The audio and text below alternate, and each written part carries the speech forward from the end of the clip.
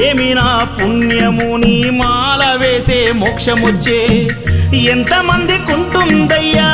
నిన్ను చేరే అదృష్టం ఆనందం పొంగేనయ్యా నిన్ను చూసిన క్షణం తండ్రి నిన్ను చూడంగానే కన్నీరు తన్నుకొచ్చే ఒక్కసారిగా నన్ను గన్న తల్లిదండ్రులు గుర్తుకొచ్చే చక్కని మల్లె జాజి పూల పరుపు వేసి